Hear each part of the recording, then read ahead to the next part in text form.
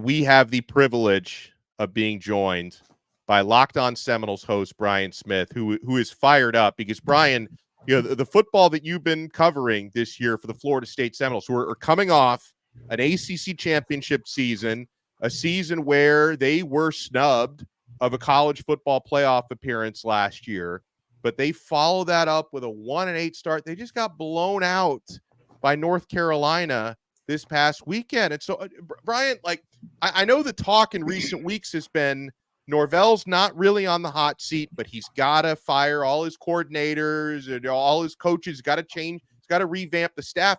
Is that good enough, Brian? No, it is not. He needs to be fired. This is a complete joke at this point. For anybody that watched the game, and for numerous people that were in my live show after the contest against North Carolina on Saturday evening, the discussion was the same. Players are quitting now. Yeah. Once that starts, it's disgusting. Kenton, let me throw this at you. You're a defensive lineman by trade. When you go 10-man front and the other team runs a dive, what should happen? A 10-man front? They dive? Literally, Florida State was running a 10-man front for several plays in the second half. What do you think happened? That's a stop all day. You need a TFL coming out of that because it's impossible to possibly block up 10 guys at the line of scrimmage. Now, theoretically, Mr. Gibbs is correct. But what happens when they get 8, 10, and 12 yards on that? Oof. Oh, my gosh. They had one guy playing center field, so they're playing single high, man up at corner, and the receivers were in pretty tight for Carolina, and they just ran dives, like inside zone dive plays. And the running back is just running through guys. Yeah, exactly. Let me ask you this. Do you think those guys are playing at maximum effort if they're in that front and that's the Absolutely result? Not. Absolutely not. Here's the thing. It's not even about Florida State at that point. If you are at a school with sufficient talent, not, hey, I'm bigger, better. I got Marvin Wilson. I got Peyton over here. If you are at a school with sufficient talent and you have there's a gap and there's a hat in every gap, if you're just giving everything you got, you're straining and doing everything you got, sure, they might break one run.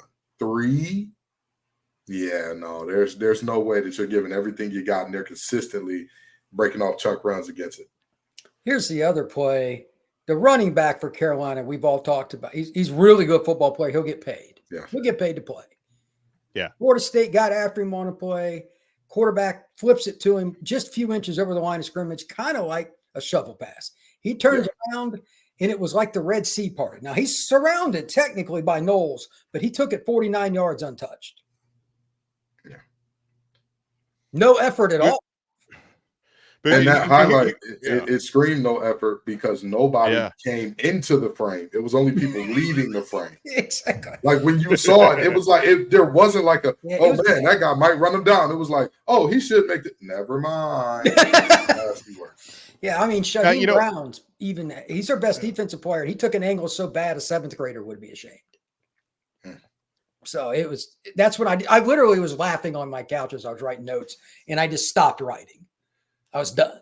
There's nothing else to talk about.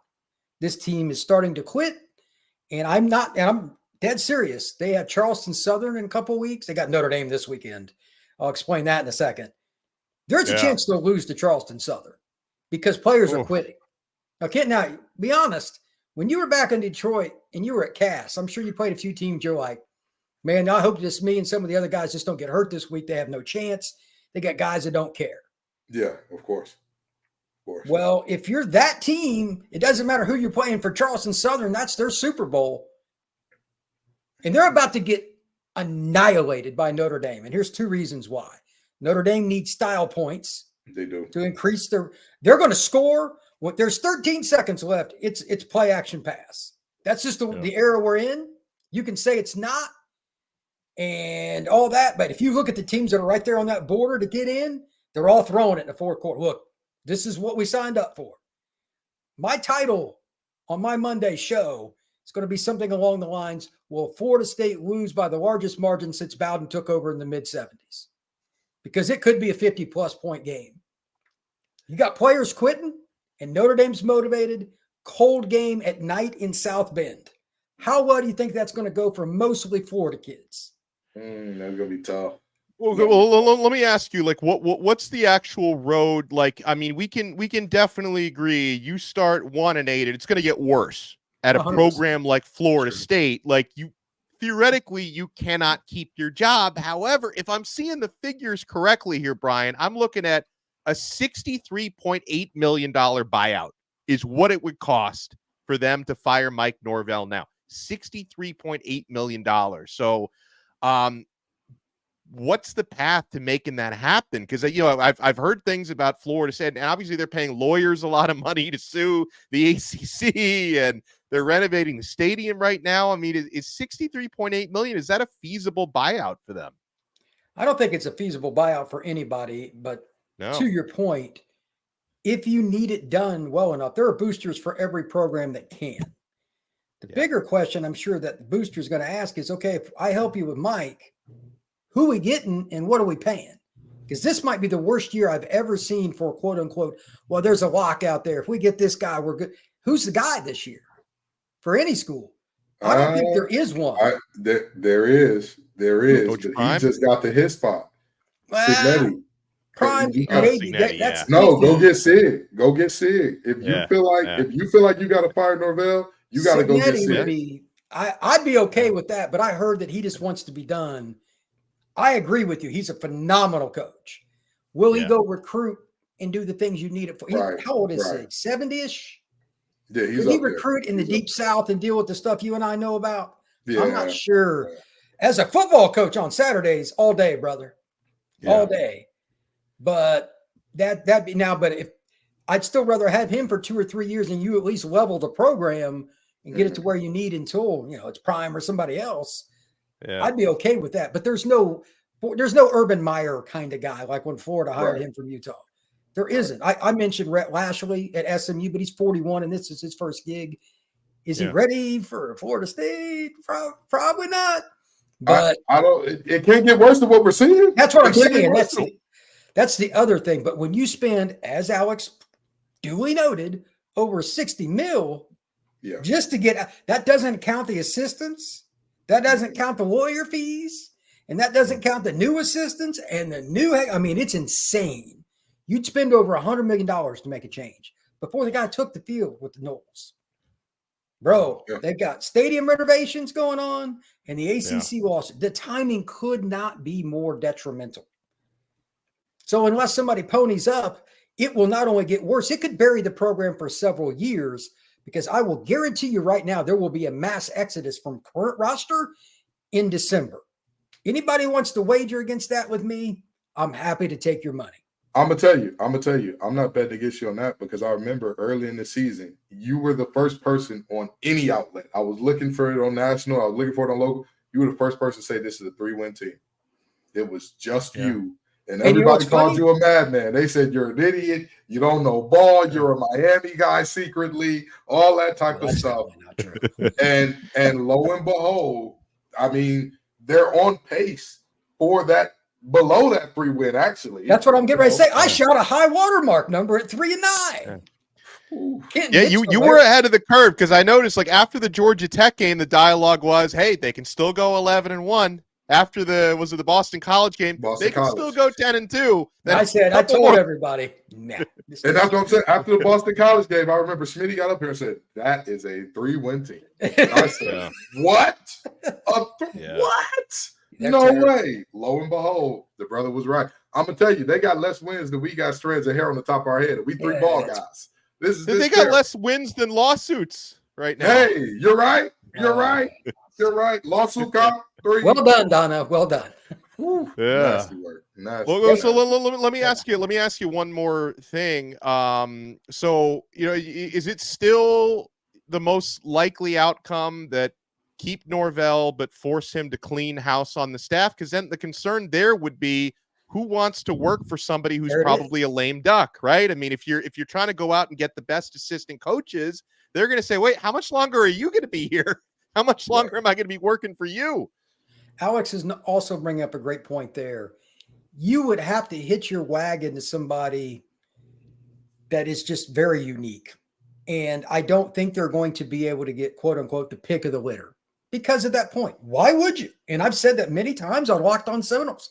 Why would you go in, drag your family from God knows where, take your kids out of school wherever they're at, down to Tallahassee, and he's on the hottest of hot seats? Why would you? Your mom be calling you like, why are you taking this job? You know what I mean? It'd be awkward. I don't see how this works either way short term. I just think out of the disasters, it's lesser to get it done now, because if your roster completely, if I'm correct about the portal, I think they're going to lose some guys they can't lose. I'm just going to leave it at that in December. And then next year, when Kenton says, Brian, what do you think Florida State's record? I'm going to tell you right now, at most next year, they're going to be a 4-win team because their roster is going to be so depleted from the transfer portal.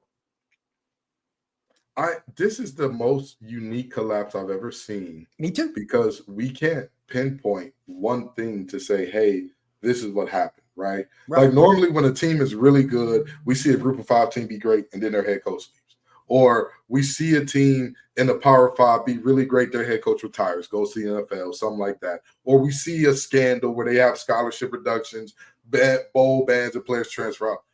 Nothing major to that vein happened, and this team overnight just, all right, we're good. We don't need to play any football this year. We'll go to sleep till we're in the SEC or the Big Ten, I guess.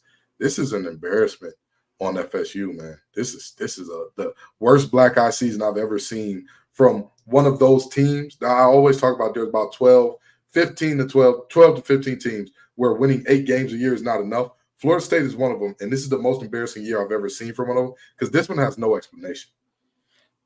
You said it, and I don't think that it's going to slow down, much to Alex's happiness. I think Florida State's rough patch will last at least 2 more seasons because, again, I think the roster is going to turn over. Like Cignetti, to your point, would be a good because he's a guy that's just a great football coach. He would maximize whatever is there, and they could maybe get somebody, but they'd have to buy out his contract at Indiana. He's in year 1. I mean, everything is bad.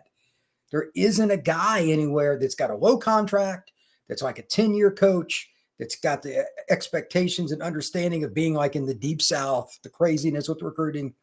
Who is it? There isn't a guy out there like that. So Florida State's in a really awkward spot. I'm glad I'm just covering the team, not somebody in the administration with an impossible decision to make. Yeah. Yeah, and a lot of money to raise. Well, we appreciate your time. He's Brian Smith. And his shows have been great. I mean, despite the mess that's been on the field, Brian has done an awesome job covering everything going on there. So make sure you check out Locked On Seminoles. Make sure you check out Kenton and Grayson on Locked On Wolfpack. Check me out at Locked On Canes, and we will talk to you guys again next time. Smash that like button, subscribe. We'll talk to you next time on another episode of Locked On ACC. We are part of the awesome Locked On Podcast Network, your team every day.